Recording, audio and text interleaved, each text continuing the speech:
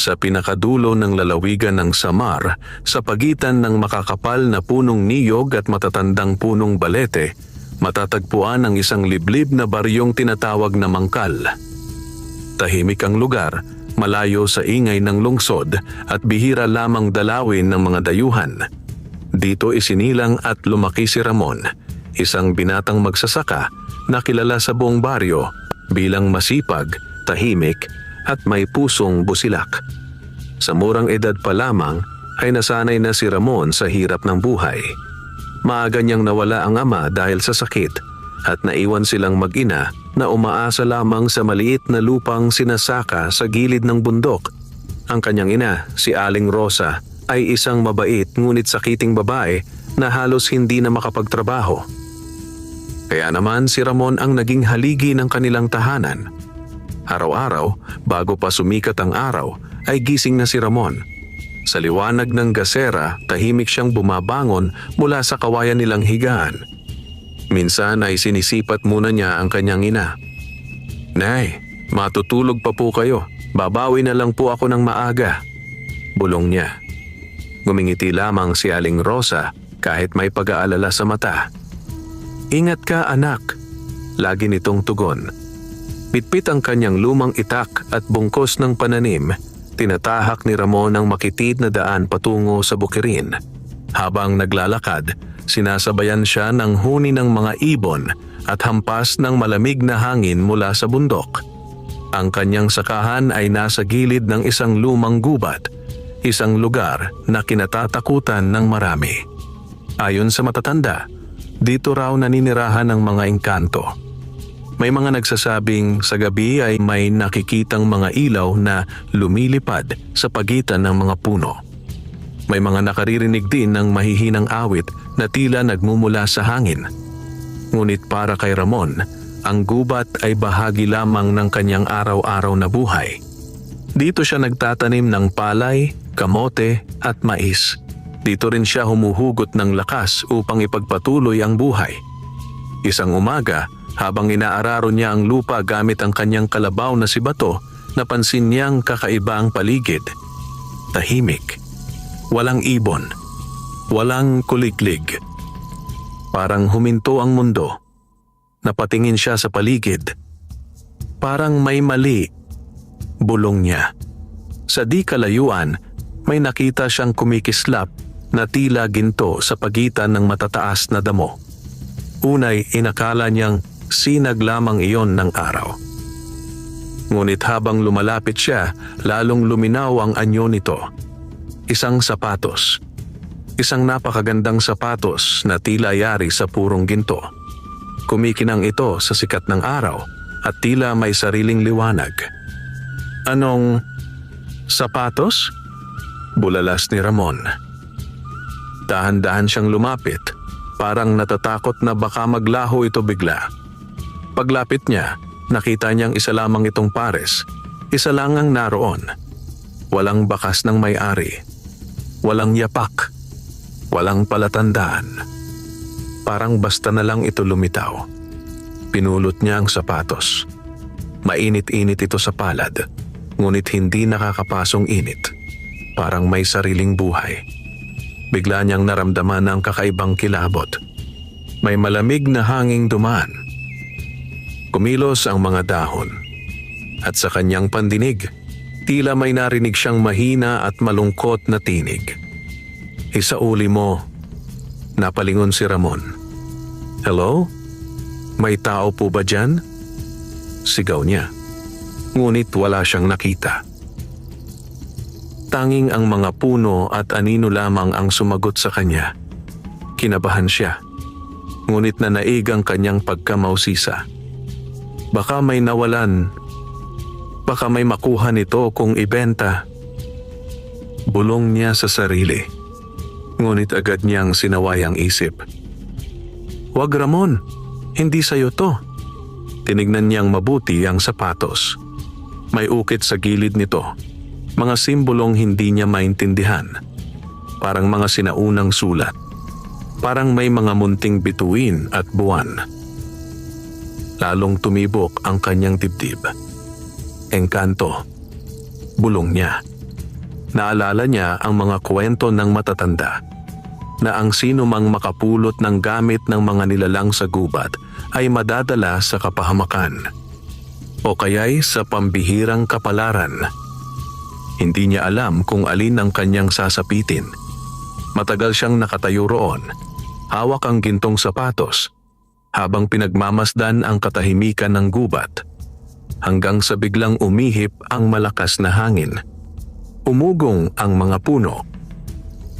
At sa di kalayuan, may anino siyang nakita.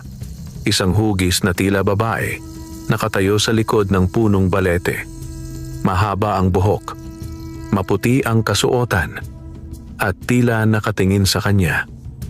May tao po ba riyan? Nanginginig niyang tanong. Ngunit sa isang kisap mata, naglaho ang anino. Napatras si Ramon. Pawisan. Nanginginig. Uuwi na muna ako, sabi niya sa sarili. Maingat niyang ibinalot ang sapatos sa kanyang panyo at inilagay sa bayong. Pagkatapos, dali-dali niyang inakay si Bato pauwi. Hindi niya alam na sa sandaling iyon, nagbago na ang kanyang kapalaran. At ang gintong sapatos na kanyang napulot ay susi sa isang mundong hindi niya kailanman inakalang totoo. Mabilis ang lakad ni Ramon pauwi mula sa bukirin.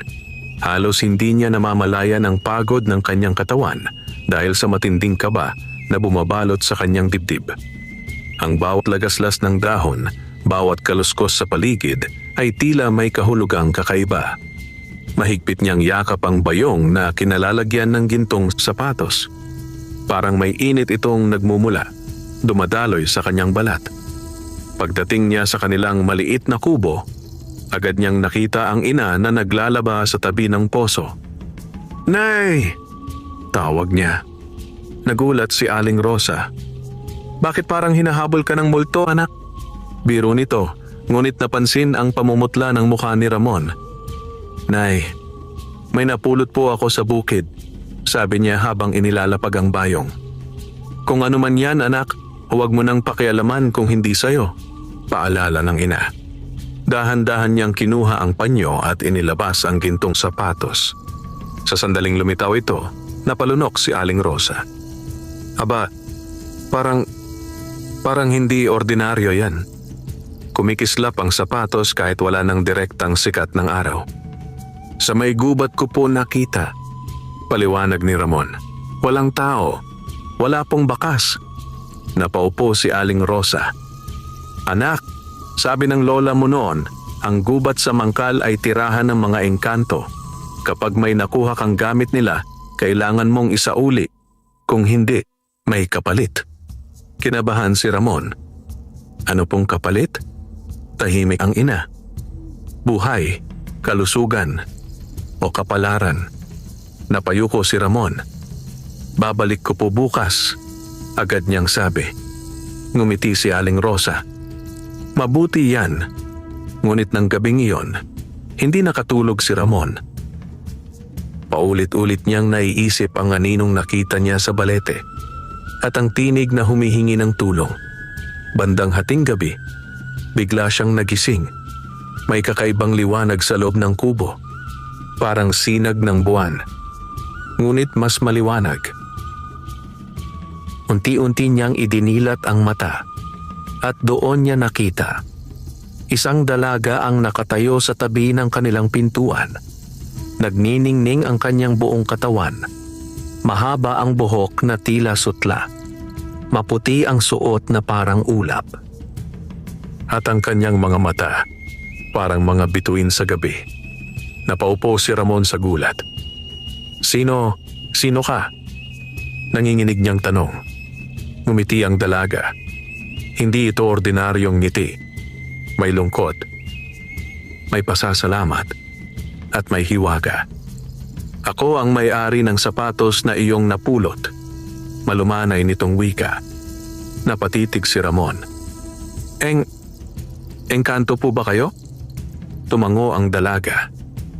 "Ako si Lira, anak ng tagapangalaga ng gubat ng mangkal." Nanginig ang tuhod ni Ramon. "Patawad po, hindi ko po sinadyang kunin." Hindi ka nagkasala, sagot ni Lira. Pinulot mo lamang ang nawala. Lumapit ito sa higaan. Ngunit ang sapatos na iyon ay bahagi ng aking kapangyarihan. Kapag napunta ito sa maling kamay, maaaring magdulot ng kapahamakan. Agad na kinuha ni Ramon ang bayong at inilabas ang sapatos. Hetong-hetong po, ibabalik ko po. Ngumiti si Lira. Sa sandaling hinawakan nito ang sapatos, lalo itong nagningning. Parang bituing sumabog sa liwanag. Biglang nagbago ang paligid. Parang napunta sila sa gitna ng kagubatan kahit nasa loob pa rin ng kubo. Nakikita ni Ramon ang mga punong kumikislap, mga bulaklak na may ilaw at mga nilalang na lumilipad. Ito ang aming mundo, paliwanag ni Lira. Napahanga si Ramon. Ang ganda. Ngunit nanganganib, sagot ni Lira. May paparating na dilim. Napatingin siya kay Ramon. At ikaw ang susi upang ito'y mapigilan. Napatulala si Ramon. Ako po, isang magsasaka lang po ako. Hindi aksidente ang pagkakapulot mo ng aking sapatos, sabi ni Lira. Pinili ka ng gubat. Tumibok ng malakas ang puso ni Ramon. Paano po ako makakatulong? Ngumiti si Lyra. Sa tamang panahon, malalaman mo. Unti-unting naglaho ang liwanag. Bumalik ang kubo sa dati. Nakatayo si Lira sa pintuan. Babalik ako, pangako niya. At doon magsisimula ang tunay mong pagsubok. Pagkatapos, naglaho siya na parang usok sa hangin. Naiwang mag-isa si Ramon. Hindi makapaniwala. Hindi niya alam kung panaginip ba yon. Ngunit sa kanyang palad, may naiwan na maliit na kumikislap na butil ng liwanag. Patunay na lahat ng iyon ay totoo. Kinabukasan, bago pa man sumikat ang araw, nagising si Ramon na may kakaibang pakiramdam sa kanyang dibdib.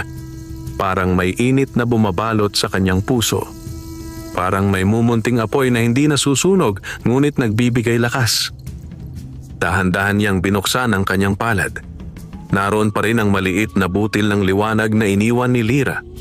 Hindi ito nawawala. Hindi rin ito lumalamlam. Para itong maliit na bituin na nakapaloob sa kanyang balat. Hindi pala panaginip. Bulong niya. Bumangon siya at agad na tumungo sa labas ng kubo. Tahimik ang baryo. Tanging tilaok ng manok at hampas ng hangin ang maririnig. Ngunit may kakaiba. Parang mas malinaw ang kanyang pandinig. Mas matalas ang kanyang paningin. Nakikita niya ang mga detalyeng dati hindi niya napapansin. Ang paggapang ng langgam sa lupa, ang paglaglag ng hamog sa dahon, ang pag-aspas ng pakpak ng ibon sa malayo. Bakit parang nagiba ako? Bulong niya. Habang naguhugas siya sa poso, lumapit ang kanilang kapitbahay na si Mang Isko, ang pinakamatandang lalaki sa baryo. Kilala ito bilang tagapangalaga ng mga lumang kwento. Ramon, tawag nito. Opo, Mang Isko. Pinagmasdan siya ng matanda mula ulo hanggang paa. May kakaiba sa'yo ngayon, sabi nito. Kinabahan si Ramon. Ano po ang ibig ninyong sabihin? May liwanag sa mata mo, sagot ng matanda. Parang tinatakan ka ng mga nilalang ng gubat. Napatigil si Ramon. Alam niyo po ba ang tungkol sa mga engkanto? Napangiti si Mang Isko. Mas marami kaysa sa iniisip mo. Umupo sila sa lilim ng punong mangga. May alamat sa mangkal. Simula ng matanda. Tungkol sa isang taong pinili ng mga tagapangalaga ng kalikasan upang maging tulay ng dalawang mundo. Tahimik na nakinig si Ramon. Kapag may taong nakatagpo ng banal na gamit ng engkanto at naisauli ito ng malinis ang puso, siya'y bibigyan ng tanda. Itinaas ni Mang Isko ang kanyang palad. Parang liwanag. Nanlamig si Ramon. May nakita po ba kayong ganito dati? Tumango ang matanda. Noong bata pa ako, may binatang nagngangalang Elias. Pinili rin siya. Ano pong nangyari sa kanya? Napabuntong hininga si Mang Isko. Naglaho siya sa gubat. Sabi ng iba, naging tagapangalaga. Sabi ng iba, namatay. Nanginig ang dibdib ni Ramon. May panganib po pala. Laging may kapalitang biyaya. Sagot ng matanda. Maya-maya, dumating ang balita. May mga pananim sa kabilang bahagi ng baryo ang biglang natuyo. Sa loob lamang ng isang gabi. Parang sinipsip ang buhay ng lupa. Nagmamadaling nagtipon ang mga magsasaka sa plaza. Hindi normal to! Sigaw ni Mang Turing. Parang may sumpa. Sumama si Ramon sa mga tao. Pagdating nila sa bukirin, nakita nila ang mga tanim na kulay abo. Bitak-bitak ang lupa. Walang bakas ng tubig. Lumapit si Ramon. Nang ihawak niya ang kamay sa lupa, biglang uminit ang kanyang palad. At may nakita siyang madilim na usok na tila lumalabas mula sa lupa. Siya lamang ang nakakakita nito. May masamang espiritu. Bulong niya. Biglang nagpakita sa kanyang paningin si Lira. Tanging siya lamang ang nakakakita. Nagsisimula na, sabi nito. Ano po ang nagsisimula? Tanong niya sa isip. Ang paglusob ng dilim, sagot ni Lira. May nilalang na sumisipsip ng lakas ng lupa. Napahigpit ang kamao ni Ramon. Paano ko po pipigilan? Sumunod ka sa akin mamayang gabi, sabi ni Lira. Sa balete. Naglaho muli ito. Nataranta si Ramon. Ngunit hindi niya ipinahalata. Nang gabing iyon, tahimik siyang lumabas ng bahay. Nagpaalam siya sa ina.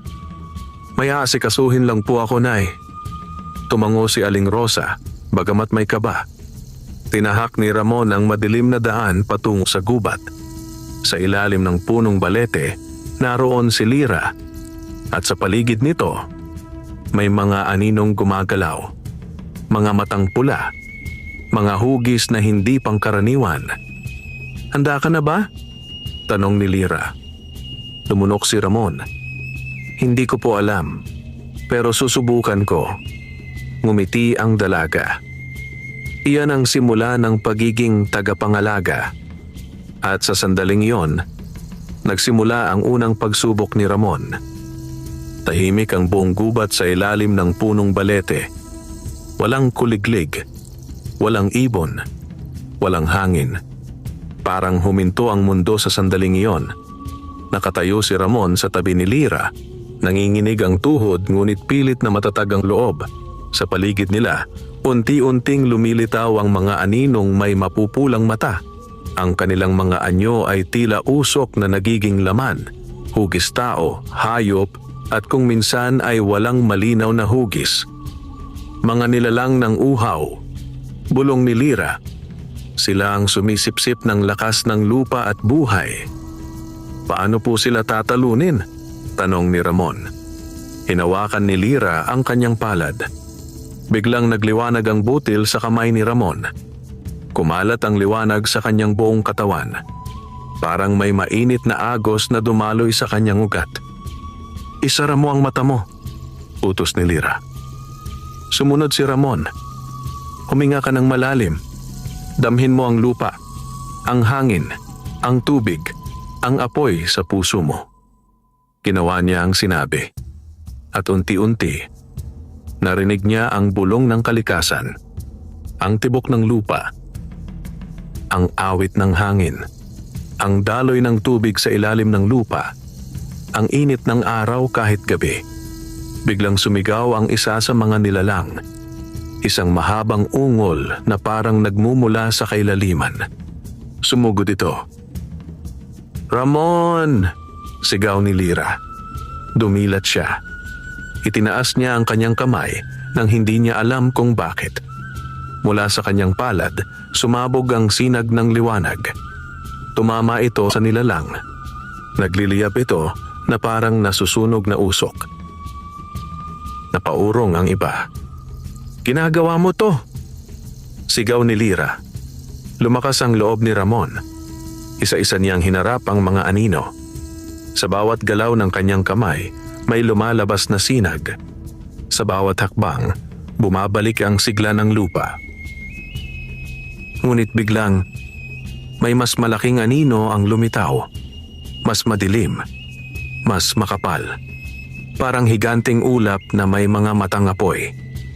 Siya ang pinuno, sabi ni Lyra. Si Umbral. Nanginig si Ramon. Hindi ko po yata kaya. Lumapit si Lyra at hinawakan ang kanyang balikat. Kaya mo. Hindi ka nag-iisa. Hinawakan nito ang gintong sapatos na muling lumitaw sa kanyang kamay. Biglang lumiwanag ang buong paligid. Isinuot ni Lyra ang sapatos. At sa isang iglap, nagbago ang kanyang anyo. Nagmistulang reyna ng liwanag. May pakpak na tila gawa sa sinag ng buwan. Sumugod si Umbral. Nagbanggaan ang liwanag at dilim. Umalingaw-ngaw ang buong gubat. Nabuwal si Ramon sa lakas ng enerhiya. Pilitan siyang bumangon. Hindi pwedeng sumuko. Bulong niya. Itinaas niya ang dalawang kamay. Ipinikit ang mata. At inalala ang kanyang ina. Ang baryo. Ang lupang kanyang sinasaka. Ang mga taong umaasa sa kanya. Biglang sumabog ang pinakamalakas na liwanag mula sa kanyang puso. Tumama ito kay Umbral. Sumigaw ang nilalang. Unti-unti itong naglaho. Kasabay nito, naglaho rin ang mga anino. Bumalik ang tunog ng kuliglig. Humampas ang hangin. Nabuhay muli ang gubat. Bumagsak si Ramon sa lupa. Hingalin. Pawisan. Ngumiti si Lyra. Naipasa mo ang unang pagsubok. Tapos na po ba? Hingal niyang tanong. Hindi pa, sagot nito. Simula pa lang. Tumingin ito sa langit. May mas malalaking panganib na darating. Sa malayo, may isang matang nagmamasid. Mas madilim pa kay Umbral. Mas mapanganib. At may balak na wasakin ang mundo ng tao at engkanto. Hindi pa alam ni Ramon. Ngunit siya na ang susunod na haharap dito. Mabagal na bumangon si Ramon mula sa damuhan. Masakit ang kanyang katawan. Parang dinaanan ng bagyo ang kanyang buong pagkatao. Ngunit sa kabila ng pagod, may kakaibang lakas na dumadaloy sa kanya. Parang mas buo siya ngayon. Mas malinaw ang isipan. Mas matatag ang loob. Lumapit si Lyra at inalalayan siya. Magpahinga ka muna. Malumanay nitong sabi. Umupo sila sa ilalim ng balete. Tahimik ang paligid. Parang nagbigay galang ang kalikasan sa kanilang tagumpay. Salamat po, sabi ni Ramon. Kung wala kayo, ngumiti si Lyra. Kung wala ka, mas lalong hindi namin kakayanin. Napatingin si Ramon sa kanya. Ano po ba talaga ang gintong sapatos? Huminga ng malalim si Lyra. Ito ay likha ng unang reyna ng mga engkanto. Simula niya. Tinatawag itong Lakbay Liwanag. Lakbay Liwanag? Oh, tugon niya. Kaya nitong buksan ang mga lagusan sa pagitan ng mga mundo. Kaya rin nitong palakasin ang puso ng karapat-dapat. Tahimik na nakinig si Ramon. Ngunit kapag napunta ito sa kamay ng dilim, patuloy ni Lyra, magiging sandata ito ng pagkawasak. Nanlamig si Ramon. Kaya pala napakahalaga nito. Tumango si Lyra. Marami na ang nagtangkang maagaw ito. Si Umbral ay isa lamang sa mga alipin. May mas malakas pa po? Tanong niya. May isang nilalang na tinatawag na Haring Anino, sagot ni Lyra. Siya ang pinagmumulan ng dilim. Napatitig si Ramon sa lupa. Makakaya ko po ba siya? Tinitigan siya ni Lyra sa mata. Makakaya mo kung mananatiling malinis ang puso mo. Maya-maya, bumalik sila sa baryo. Pagdating ni Ramon sa kanilang kubo, sinalubong siya ng ina. Anak, Saan ka nagpunta? Nag-aalalang tanong ni Aling Rosa. May tinulungan lang po ako, Nay. Sagot niya. Hindi pa handang sabihin ang lahat. Ngumiti ang ina. Basta't ligtas ka. Ngunit napansin ni Aling Rosa ang pagbabago sa anak. Mas matibay ang tindig. Mas maliwanag ang tingin. Parang may dalang hiwaga. Kinagabihan, dumating si Mang Isko. Alam ko na, sabi nito agad. Alam niyo na po ang alin? Tanong ni Ramon. Tinanggap mo na ang tungkulin, sagot ng matanda. Inilabas nito ang isang lumang aklat na yari sa balat. Iniwan ito ng mga naunang tagapangalaga. Binuksan niya ang pahina. May guhit ng isang binatang may liwanag sa kamay. Kamukha ni Ramon. Isa ito sa iyo, sabi ni Mang Isko. May 3 sagradong pagsubok ka pang haharapin. 3 pa po? Gulat ni Ramon. Oo, tugon ng matanda. Lupa, tubig, at hangin. Kapag napagtagumpayan mo ang 3, saka ka pa lamang magiging ganap na tagapangalaga. Napabuntong hininga si Ramon. Nasaan po ang unang pagsubok? Ngumiti si Mang Isko. Sa puso ng bundok. Kinabukasan, sinamahan ni Lira si Ramon patungo sa kabundukan. Habang naglalakad sila, biglang nagtanong si Ramon. Lira, bakit ako ang napili? Huminto siya. Tumingin kay Ramon. Dahil kahit mahirap ka, hindi ka sakim. Kahit may pagkakataon kang yumaman, pinili mong maging tapat. Namula si Ramon. At dahil may puwang sa puso mo para sa pag-ibig, dagdag nito. Napatingin si Ramon sa kanya. Biglang uminit ang kanyang pisngi. Sa sandaling iyon, may namuong damdaming hindi niya maipaliwanag. At sa malayo, unti-unting lumilitaw ang anino ng bundok. Ang susunod niyang pagsubok. Maagang umalis sina Ramon at Lira patungo sa kabundukan ng Mangkal.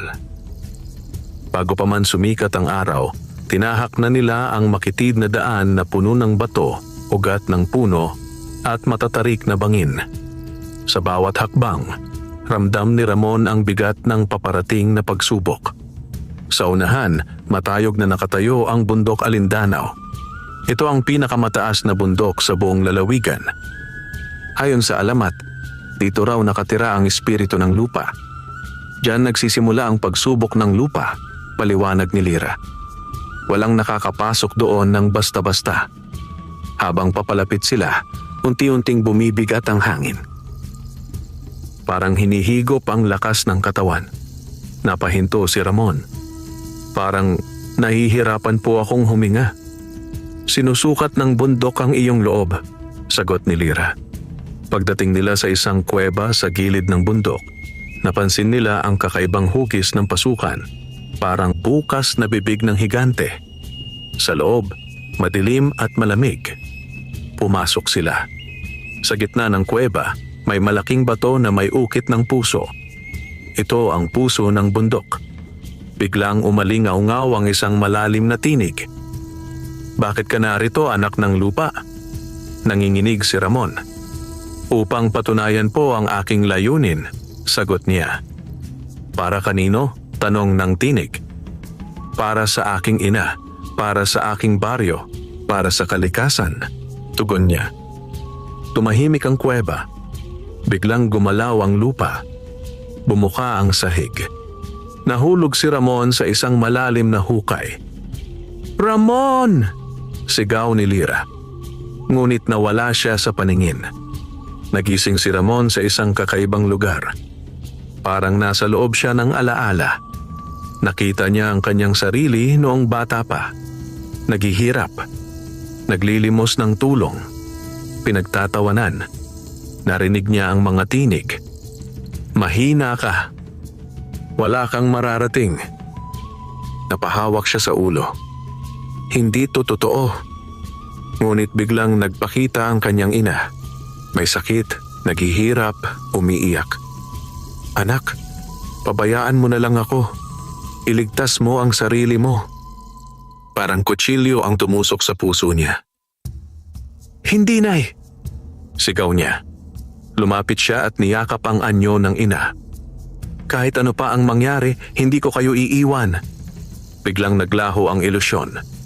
Bumalik siya sa kuweba. Nakatayo sa harap ng puso ng bundok. Nagningning ang bato. Pinili mo ang pagmamahal kaysa sarili, sabi ng tinig. Makatitindig ka. May lumitaw na pulseras na yari sa bato at liwanag. Isinuot ito sa kanyang braso. Tatak ng lupa, wika ng tinig. Bumagsak ang hukay. Niyakap siya ni Lyra. Naipasa mo. Ngumiti si Ramon. Ngunit bago pa sila makalabas, may dumagundong na malakas na halakhak. Mula sa dilim, lumitaw ang isang nilalang na may sungay at mata na parang baga. Ako si Gorath, bantay ng dilim, sigaw nito. Hindi pa tapos ang laban. At muli, humarap si Ramon sa panganib. Umalingaw-ngaw ang malakas na halakhak ni Gorath sa loob ng kuweba. Nanginginig ang mga pader. Nalalaglag ang mga tipak ng bato. Humigpit ang hawak ni Ramon sa kanyang kamao. Hindi ka dapat narito, sigaw ng nilalang. Ang liwanag ay walang lugar sa aking mundo. Lumapit ito, may dalang mabigat na enerhiya ng dilim. Tumayo si Lyra sa tabi ni Ramon. Huwag kang matakot, bulong niya. Gamitin mo ang tatak ng lupa. Ipinihit ni Ramon ang pulseras sa kanyang braso. Biglang uminit ang kanyang balat. Inilapat niya ang palad sa lupa. Lakas ng lupa. Tulungan mo ako, bulong niya. Umuga ang sahig. May mga batong sumibol mula sa lupa at tumama kay Gorath. Ngunit hindi ito sapat. Sumigaw ang halimaw at winasak ang mga bato. Tinangay si Ramon ng malakas na bugso. Bumagsak siya sa isang lagusan at nahulog sa isang malalim na ilog sa ilalim ng bundok. Tinangay siya ng rumaragasang tubig. Nay, Lyra, bulong niya habang nilalamon ng agos. Nawalan siya ng hininga. Nagdilim ang paningin. Ngunit sa gitna ng kawalan, may narinig siyang awit. Mahina, malumanay, parang tinig ng dagat. Biglang bumagal ang agos. May malamig na kamay na humawak sa kanya. Pagmulat niya, nasa ilalim siya ng malinaw na lawa. Ngunit nakakahinga siya. Sa harap niya may isang babaeng gawa sa tubig. Mahaba ang buhok na parang alon. Ako si Marina, bantay ng tubig, wika nito. Bakit ka nalunod sa takot? Hindi po ako natakot, sagot ni Ramon. Nagulat lang. Ngumiti si Marina. Ang tubig ay salamin ng puso. Ipakita mo sa akin ang iyong tunay na damdamin. Biglang nag-iba ang paligid. Nakita ni Ramon ang sarili na may kapangyarihan. Mayaman, hinahangaan, pinupuri. Lahat ay sumusunod sa kanya. Piliin mo ito, bulong ng mga tinig. Kaligayahan, kapangyarihan. Napahinto si Ramon. Maganda ang alok. Madali. Ngunit naalala niya ang ina. Ang baryo. Si Lyra. Ito'y panlilin lang, sabi niya. Pinunit niya ang ilusyon. Bumalik ang lawa. Ngumiti si Marina. Pinili mo ang katotohanan. Inabot nito ang isang kwintas na hugis patak ng tubig.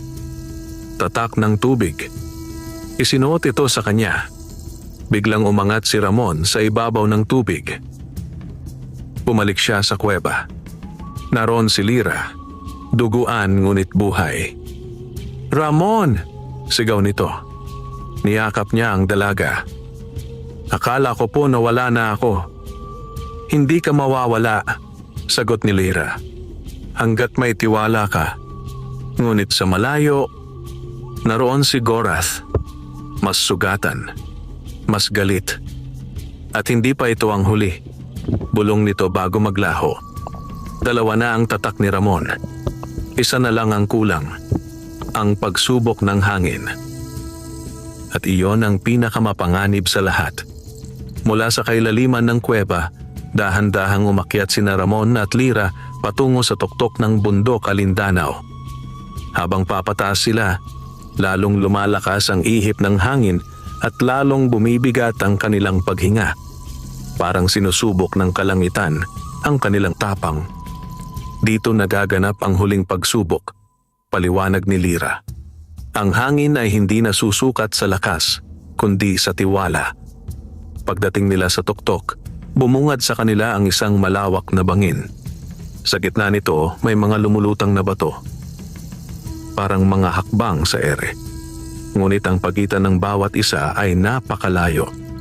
At sa ilalim, walang makikita kundi ulap at kawalan. Wala pong tulay, bulong ni Ramon. Ang tiwala ang tulay, sagot ni Lira. Biglang umihip ang malakas na hangin. May tinig na umalingaw-ngaw. Ako si Aero, bantay ng hangin. Sa ulap, lumitaw ang anyo ng isang binatang may pakpak na parang ulap. Tumawid ka, utos nito. Nang walang takot, napatingin si Ramon sa kawalan. Kung magkamali siya, wala nang babalikan. Huminga siya ng malalim. Para sa lahat, bulong niya. Tumapak siya sa unang lumulutang na bato. Hindi ito gumalaw. Sumunod ang ikalawa at ikatlo. Habang papalayo siya, lalong lumalakas ang hangin. Biglang may mga tinig sa paligid. Bumalik ka na! Mamamatay ka! Hindi ka karapat-dapat! Nanginig ang tuhod ni Ramon. Muntik na siyang matapilok. Ramon! Sigaw ni Lira. Tumingin siya sa dalaga.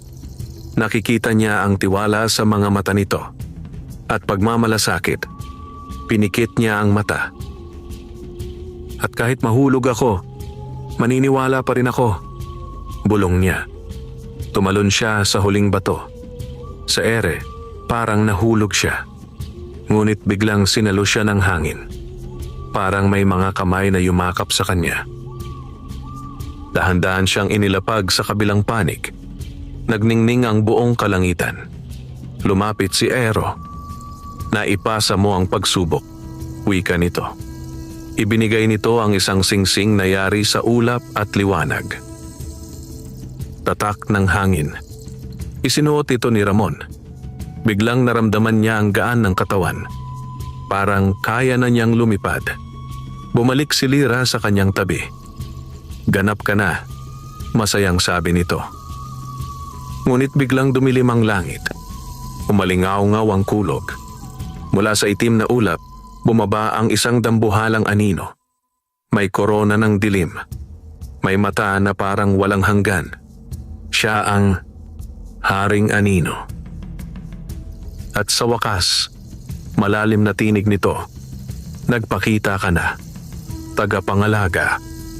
Hinawakan ni Ramon ang kanyang mga tatak.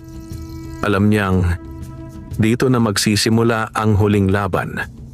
Nanginginig ang buong bundok Alindanao habang unti-unting bumababa ang Haring Anino mula sa maitim na kalangitan. Parang nababalot ng gabi ang mundo kahit tanghaling tapat. Namatay ang liwanag ng araw. Naglaho ang mga bituin. Tanging ang mapulang mata ng nilalang ang nananatiling nagliliwanag. Matagal kitang hinintay, Ramon. Wika ng Haring Anino. Napatigil si Ramon. Paano niyo po alam ang pangalan ko? Dahil bawat tagapangalaga ay aking minamasdan. Sagot nito. Bawat kabiguan, bawat takot, bawat kahinaan. Lumapit ang nilalang. Sa bawat hakbang natutuyo ang damo. Nabibitak ang lupa. Sumama ka sa akin. Alok nito. Ibibigay ko sa iyo ang kapangyarihang hindi mo pa nararanasan. Hindi ka na muling maghihirap. Hindi na magkakasakit ang ina mo. Hindi ka na muling mamaliitin. Nanginig ang dibdib ni Ramon. Totoo. Iyon ang kanyang mga lihim na pangarap. Ngunit naalala niya ang mga aral Hindi po ako naglalaban para sa sarili ko. Matatag niyang sagot. Para po ito sa lahat. Tumawa ang Haring Anino. Lahat? Kapalit ng wala? Iwinasiwas nito ang kamay. Biglang lumitaw ang mga anino. Daang-daang nilalang ng dilim ang sumalakay. Lira! Sigaw ni Ramon. Tumayo ang dalaga sa kanyang tabi. Nagliwanag ang gintong sapatos. Hindi ka nag-iisa, sabi nito. Sabay nilang hinarap ang hukbo ng dilim. Itinaas ni Ramon ang kamay. Lupa! Umunat ang mga bato at humarang sa mga anino. Tubig! Sumiklab ang mga alon ng malinaw na enerhiya. Hangin! Sumabog ang malalakas na ihip. Naghalo ang tatlong lakas. Naging isang bagyo ng liwanag. Ngunit dumaan lamang ito sa Haring Anino. Parang usok. Hina. Pangungutya nito. Sinunggaban nito si Ramon. Itinapon sa bangin. Ramon! Sigaw ni Lira. Nahulog siya. Sa gitna ng kawalan. Nag-flash ang buong buhay niya. Ang pagkabata. Ang hirap. Ang ina. Ang baryo. Si Lira. Hindi pa tapos. Bulong niya. Sa kanyang dibdib, biglang nagliwanag ang butil na iniwan ni Lira noon. Pinagsama-sama nito ang tatlong tatak. Lupa. Tubig. Hangin. At ang gintong sapatos. Isang bagong liwanag ang sumabog. Huminto ang kanyang pagbagsak. Unti-unti siyang umangat. Bumalik siya sa harap ng Haring Anino. Nagliwanag ang kanyang buong katawan. Ngayon, naiintindihan ko na, wika niya. Hindi ito tungkol sa lakas, kundi sa pagmamahal. Sumugod siya. Sa unang pagkakataon, umatras ang Haring Anino. Nagbangga ng dalawang puwersa. Nagliyab ang kalangitan. Umuga ang mundo. Sa gitna ng liwanag, narinig ni Ramon ang tinig ni Lira. Tapusin mo na. At inipon niya ang lahat ng kanyang lakas para sa huling suntok. Sumabog ang huling suntok ni Ramon na tila kidlat na bumaba mula sa langit. Pinaghalo nito ang lakas ng lupa, tubig, hangin at ang banal na liwanag ng gintong sapatos. Isang dambuhalang sinag ang tumama sa Haring Anino. Umalingaw-ngaw ang sigaw ng nilalang. Isang sigaw na puno ng galit, sakit at pagkatalo. Hindi, maaari. Ungol nito. Unti-unting nagbitak ang katawan ng Haring Anino. Parang basag na salamin. Mula sa mga bitak, sumingaw ang itim na usok. Hanggang sa tuluyan itong maglaho sa hangin. Kasabay ng pagkawala nito, bumalik ang liwanag ng araw. Nagningning ang kalangitan. Umihip ang sariwang hangin. Nabuhay muli ang bundok. Bumagsak si Ramon sa lupa. Hingalin. Pagod. Ngunit buhay. Agad na lumapit si Lira at niyakap siya. Natapos na. Umiiyak nitong sabi. Nanalo ka. Ngumiti si Ramon kahit nanghihina. Hindi. Tayo ang nanalo. Mula sa kalangitan, bumaba ang mga nilalang ng liwanag. Mga engkanto. Mga bantay ng kalikasan. Pinamunuan ng reyna ng engkanto. Ramon, wika nito. Ikaw ang pinakadakilang tagapangalaga sa panahong ito. Lumuhod ang mga nilalang. Ngunit agad silang pinatayo ni Ramon. Huwag po, sabi niya. Isa lang po akong magsasaka. Ngumiti ang reyna. At iyan ang dahilan kung bakit ka karapat-dapat. Inilapit ni Lira ang gintong sapatos. Panahon na. Malumanay nitong sabi. Babalik na ako sa aming mundo. Nanlumo si Ramon. Hindi na po ba tayo magkikita? Hinawakan ni Lira ang kanyang kamay. Hanggat may kabutihan sa puso mo, palagi mo akong mararamdaman.